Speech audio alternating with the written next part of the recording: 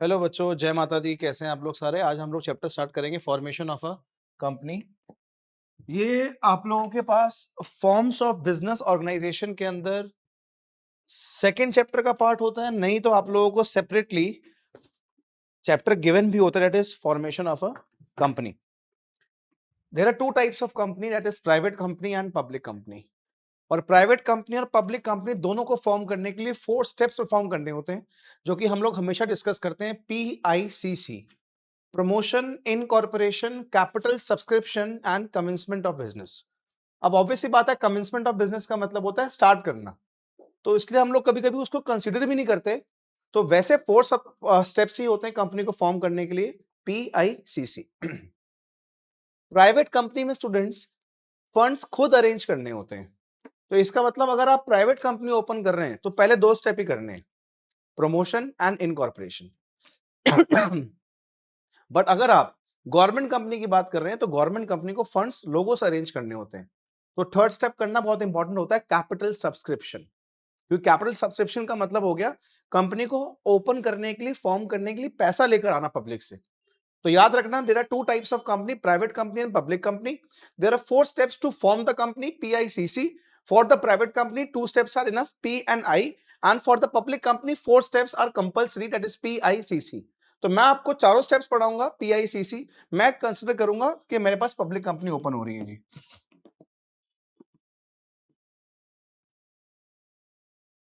Formation of a company, formation of a company is a time consuming process that requires the completion of numerous legal formalities and process।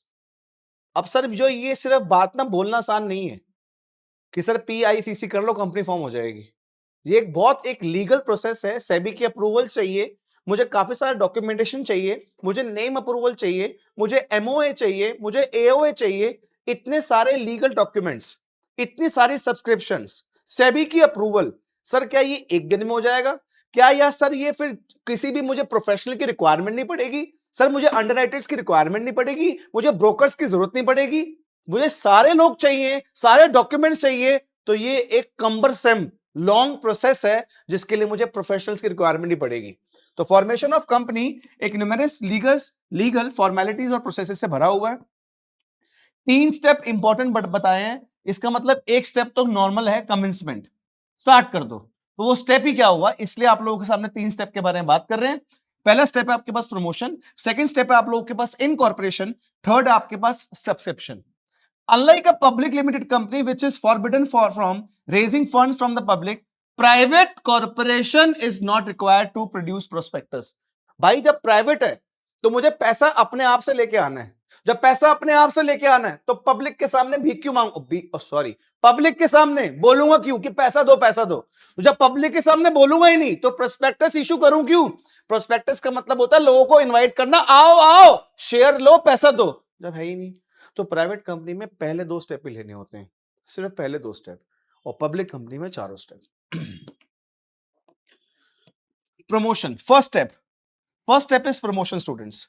Sir promotion का मतलब क्या हो गया? Promotion एक ऐसा process है, promotion करता कौन है कुणाल सर? सर प्रमोशन करता है promoter. Promotion is done by promoter sir. So promotion is the first stage sir. Promotion is the first stage in the formation of a company.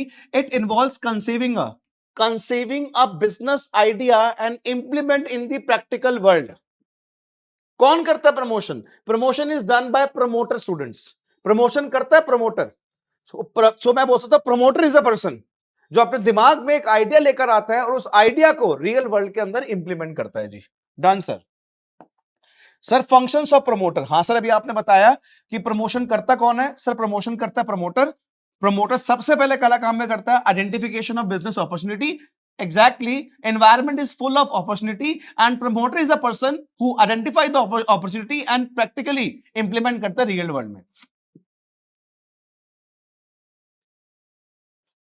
So the foremost activity of promoter is to identify a first and business opportunity।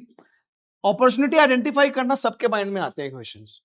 मेरे mind में भी 100 question आते हैं कि मेरे पास ये idea है, ये आइडिया, ये आइडिया, ये आइडिया, ये आइडिया, बट क्या वो आइडिया फिजिबल है?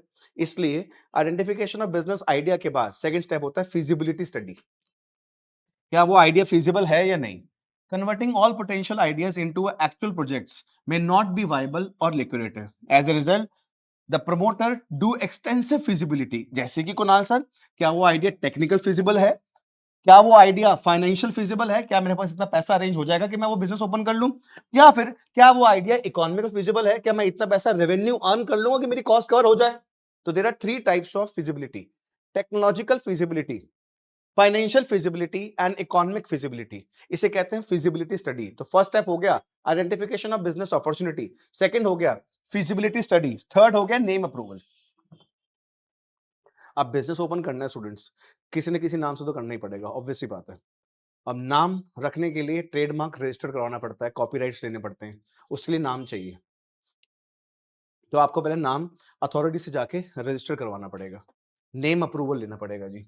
Having decided to launch a company, the promoter have to select a name for it and submit. If the proposed name has been rejected, an alternate name may be accepted. In the application to the register of company, ROC को देना पड़ता है students.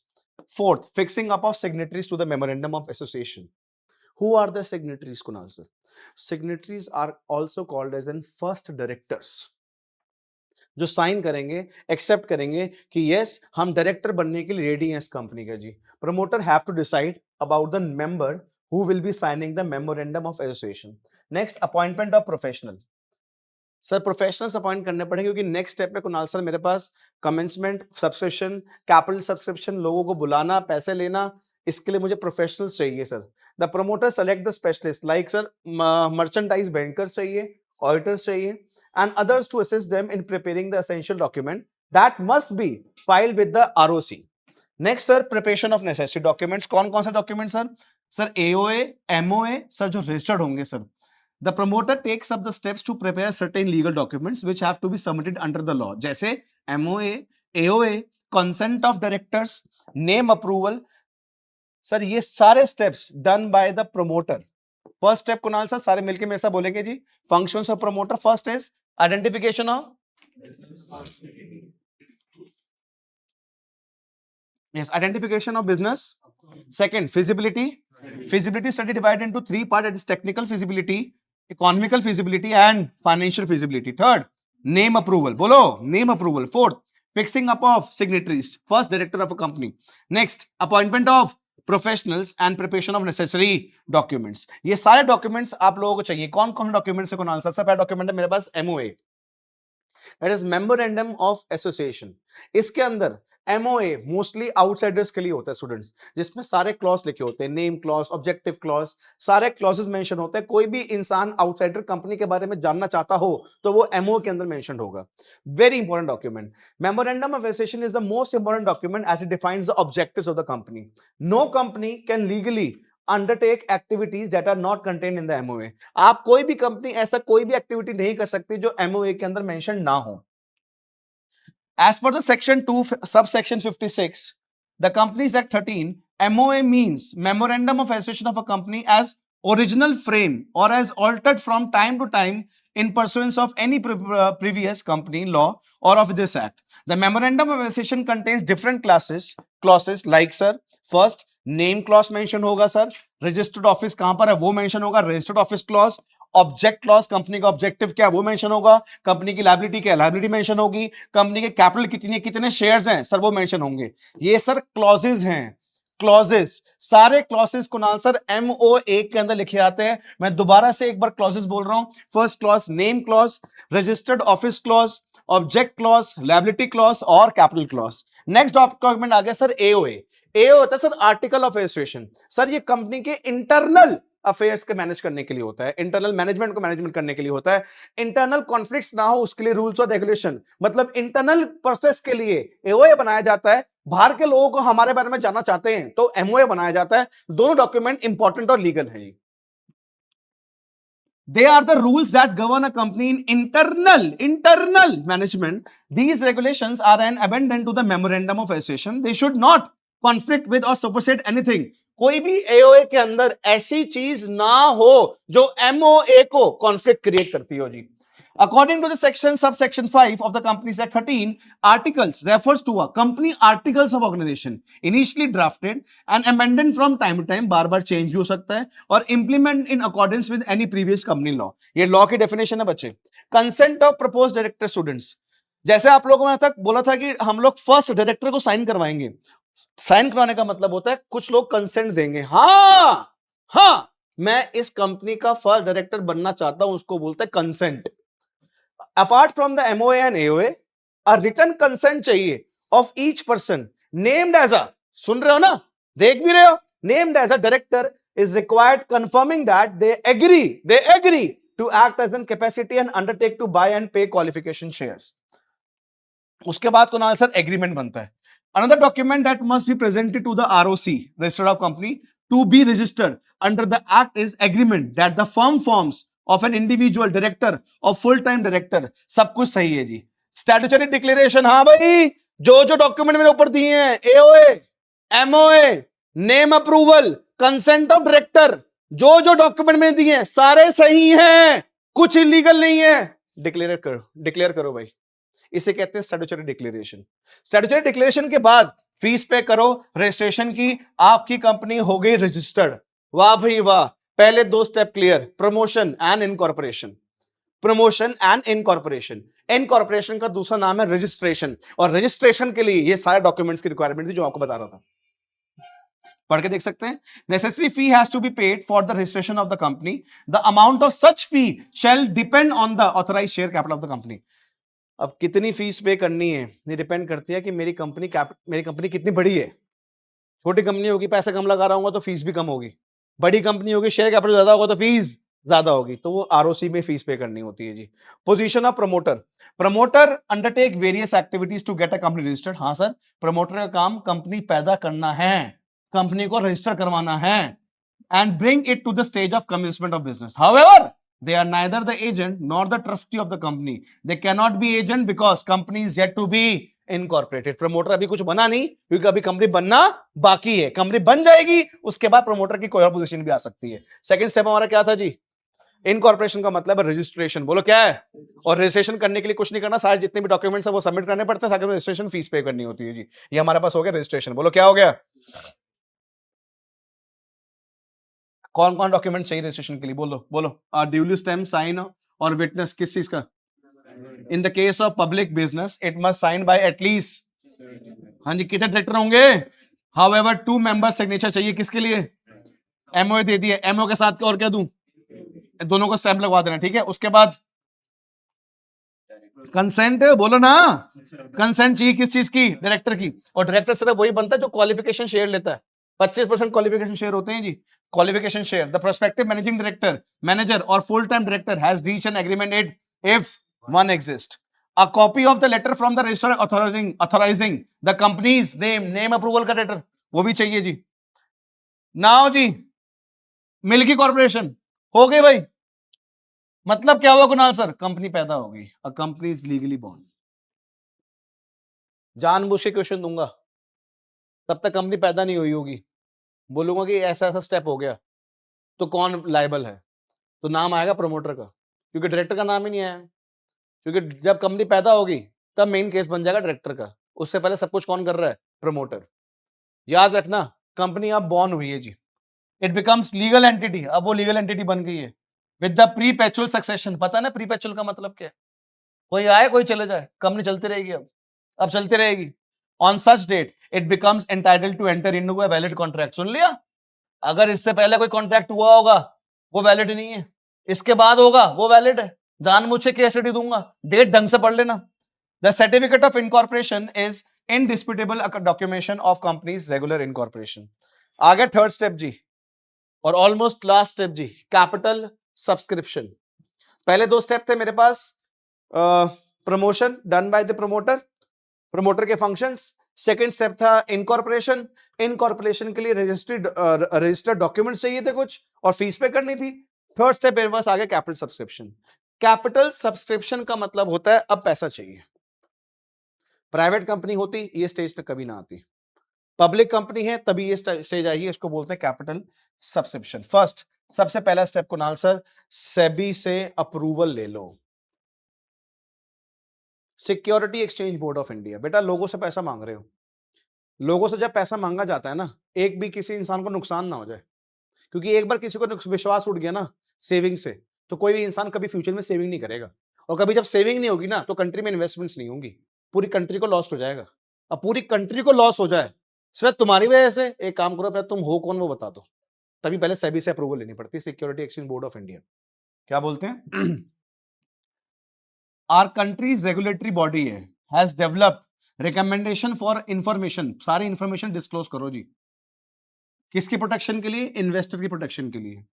अब public firm, जो भी public firm है जो funds लेना चाहती है पब्लिक से, मस्ट मेक फुल डिस्क्लोजर भाई, must make full disclosure of all relevant facts to the potential investor and must not withhold any material information। कुछ मत छुपाना, सब करो जी। जब आपने सारी इंफॉर्मेशन दे दी सेबी को, सेबी फिर आपको अप्रूवल दे देगा, अगर सही हुआ सब कुछ, तो सब कुछ लीगल हुआ तो। अगर सेबी ने अप्रूवल दे दिया, अब करो प्रोस्पेक्टस इशू। प्रोस्पेक्टस इशू का मतलब होता है filing prospectus in lieu of prospectus. मतलब ऐसा एक प्रोस्पेक्टस बताओ जिसमें तुम्हारा ऑब्जेक्टिव लिखे हो, तुम्हारे उद्देश्य लिखे हो, लिखा हो कि अगले 2 साल में, 5 साल में, 10 साल में तुम क्या करने वाले हो, तुम्हारी क्या एक्सपेक्टेशन है, तुम कितना पैसा कमा लोगे, और लोगों को बोलो आओ आओ इस कंपनी में पैसा इन्वेस्ट करो, उसको बोलते हैं prospectus. A copy of prospectus or a statement of lieu of prospectus is filed with the ROC। Prospectus और ल्यू क्यों बोल रहे हैं? ल्यू का मतलब होता है प्रोस्पेक्टस भी इशू करने के बाद पहले आरओसी भी देना। आरओसी पहले उसको चेक करेगा, तुम कुछ गलत बातें बुला के तो किसी पब्लिक को नहीं बुला रहे कि पब्लिक को लालच देके बुला रहे हो, वो चेक कर लेगा, वो चेक कर लेगा, फिर वो ल्यू ऑफ प्रोस्पेक्टस प्रोस्पेक्टस बन जाएगा, और जब वो प्रोस्पेक्टस बन जाएगा तो पब्लिक को दे देना फिर। ठीक है ना? Section 2 subsection 70 of the companies act 13 defines a prospectus as, ये क्या है? ये एक डॉक्यूमेंट है जो डिस्क्राइब करता है और इशू होता है as a prospectus, is how prospectus is defined. This includes any notification, circular, advertisement or other document that serve as an invitation। ये एक एडवर्टीजमेंट हो सकती है, ये एक सर्कुलर हो सकता है, ये एक नोटिफिकेशन हो सकती है जो इनविटेशन दे रही है जनरल पब्लिक को, आओ आओ पैसा दो। अब लोगों से पैसा लेना है, ये तो है नहीं एक टाइम दे देंगे, आ जाओ इस डेट में हम यहां खड़े हैं, रोड पे पैसे दे देना आके। पहली बात, सारा पैसा वाइट है, अब सारा पैसा बैंक में आना, कौन सा बैंक में आएगा? बैंक के लिए क्या क्या फाइल प्रोस्पेक्ट करना पड़ेगा, किस डेट में फाइलिंग होगी, तो भाई इसके लिए बैंकर चाहिए, ब्रोकर्स चाहिए। चाहे से आपको ना पता हो, इंडिया के अंदर शेयर्स बेचना, शेयर्स खरीदना सिर्फ ब्रोकर्स के थ्रू हो सकता है, सिर्फ ब्रोकर्स के थ्रू हो सकता है, कोई डायरेक्टली आके नहीं कर सकता। तो ब्रोकर्स चाहिए, बैंकर्स चाहिए, और बाई चांस जो मैं शेयर्स बेचने की कोशिश कर रहा हूं पब्लिक को, पब्लिक से पैसे लेने की कोशिश कर रहा हूं, बाई चांस वो ना बिके तो क्या होगा? अंडर राइटर्स चाहिए। तो इसको बोलते हैं हम लोग third step, appointment of banker, brokers and underwriters. Raising money from general public is a huge undertaking भाई। The money for the application will be received by the company bankers. Broker क्या करते हैं? Broker try to sell the shares by distributing the forms and encouraging the public to apply for the shares. Underwriter क्या करते हैं? बच्चे 90% अगर आपके shares नहीं बिके ना, तो आपको ये पूरा प्रोसेस दोबारा करना पड़ेगा, कंपनी की एप्लीकेशन रिजेक्ट हो जाएगी। तो अंडरराइटर्स क्या करते हैं, जब शेयर्स 90% नहीं बिकते तो थोड़ा सा कम रेट पे कंपनी से शेयर्स परचेस कर लेते हैं, फिर बाद में पब्लिक को बेचते हैं जी। Underwriter undertake to buy the shares if these are not subscribed by the public. Minimum subscription मैं आपको वही बता रहा था, to prevent enterprise from starting into a business with insufficient resource, the company must obtain application for a particular minimum number of shares before proceeding with the issuance of share। This is referred to as minimum subscription। और ये minimum subscription है बच्चे 90%, 90%।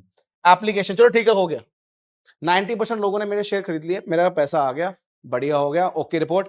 पैसा जो आता है ना, ये एप्लीकेशन मनी आता है, मतलब 90% लोगों ने तुम्हारे लिए शेयर्स के लिए अप्लाई कर दिए, अप्लाई कर दिए ना, अब दोगे तो शेयर, अभी तो एप्लीकेशन पैसे भेजे ना उन्होंने, अब उनको शेयर्स दो। भाई शेयर्स देना और बाकी का पैसा लेना, लेन देन पता कहां होती है? मार्केट में, तुमको पता है सबको। और मार्केट पता है, ऐसी मार्केट को जहां शेयर्स का लेन देन हो, ऐसी मार्केट को स्टॉक मार्केट, स्टॉक एक्सचेंज बोलते हैं। तो ठीक है, जाओ उस मार्केट में जाओ, अपनी सब्जी बेच, और सब्जी बेचना कह रहा हूं, अपने शेयर बेचना और पैसे ले लेना। बट भाई वो मार्केट को बोलते हैं स्टॉक मार्केट। उस स्टॉक मार्केट में पहले जगह तो खरीद लो, खड़बड़ी हो जाएगा, मार्केट में जगह लेनी होती है भाई बेचने के लिए। अब जगह वो फिजिकली प्रैक्टिकल नहीं होता, बस बता रहा हूं आप लोगों को। तो अप्लाई करो किसी स्टॉक एक्सचेंज में जहां पे तुम बेचोगे जाके शेयर्स, उसे कहते हैं application to stock exchange. An application is made to at least one stock exchange for permission, देख लो लैंग्वेज पढ़ लो ना यार, for permission to deal in its shares or debentures. If such approval is not obtained within 10 weeks, ऐसा तो ऐसे को होगा नहीं, क्यों मना कर दे, कोई जगह सच्चे में थोड़ी चाहिए, सच्चे में थोड़ी चाहिए, ऐसा तो ऐसा होगा नहीं, बट अगर ना मिले, if such approval is not obtained within 10 weeks of the subscription list closing date, the allotment becomes worthless and any money received from application, तो ठीक है नहीं मिली जगह, वापस करो, फिर एप्लीकेशन का जो पैसा आया था ना, चलो वो भी वापस करो जी, विद इन 80 डेज जी, विद इंटरेस्ट वापस करना जी, चलो दे दी जगह, दे दी जगह, दे दी, तो दो फिर शेयर्स, बाकी पैसा ले लो। समझ लो एक शेयर 10 रुपए का है, तो एप्लीकेशन में ये लोग 2 रुपए देते हैं, बाकी अलॉटमेंट में देने होते हैं पैसे, तो ठीक है, जगह दे दी, बेचो शेयर्स, बेच दिए, अलॉट करना कहते हैं उसे, और पैसे लेना कहते हैं, उसे कहते हैं allotment of shares. The money received for the application, application में तो हो गया था, वो separate bank and not used by the company until the shares are distributed. If the number of shares allocated is fewer than the number of applied, और if no shares are assigned to the applicant, any excess application जो आपके पास आई होगी वो अपने पैसा वापस करना पड़ेगा विद इंटरेस्ट। जो हमारे पास सक्सेसफुल अलॉटीज होंगे, receive their allotment letter within 30 days of allotment, A return of allotment signed by a director or secretary is filed with the register of company। अगर बाई चांस आपको return करना हो तब भी director sign करेगा कि हाँ हमसे रिटर्न करना है जी। ये हमारे डॉक्यूमेंट थे जो सबसे इंपॉर्टेंट डॉक्यूमेंट माने जाते हैं अभी तक इस चैप्टर के लिए भी, that is MOA and AOA, that is memorandum of association and article of association. The purpose for which the company's internal rules and developed are defined in the memorandum. The company's managed is governed by article of association. This is how the company goals will be met. This is the main document of the company. This is a supporting document and is subordinate to both MOA and the Companies Act. Memorandum of association defines relationship of a company with outsiders. Article clarify the members and company's connection. अंदर था act that go beyond the MOA वो void है। अगर MOA के अंदर कोई बात नहीं लिखी हुई तो कंपनी उसके सिवा और कुछ नहीं कर सकती, अगर करती है तो वो इलीगल है। Members can ratify act that go beyond the articles as long as they don't contradict the MOA. Members जो होते हैं वो AO रूल्स और रेगुलेशन को चेंज कर सकते हैं, कोई दिक्कत नहीं, हाँ बट रूल्स रेगुलेशन जो चेंज कर रहे हैं वो MOA के अगेंस्ट नहीं होना चाहिए। A memorandum of association is required for every business. Article of association are not required to be filed by every public company. नहीं तो एक टेबल बना हुआ ऑलरेडी फॉर्मेट बना हुआ है होगा, तो कुछ कंपनी सिर्फ वो फॉर्मेट फॉलो कर लेती हैं, उनके लिए नया AOA बनाने की रिक्वायरमेंट नहीं है। ये मेरे पास एक चैप्टर है students, that is formation of company. अगर आप लोगों को भी इस नोट्स की रिक्वायरमेंट होगी तो आप सब्सक्राइब कर सकते हैं channel, Telegram channel, that is Kunal Sharma classes. Thank you so much.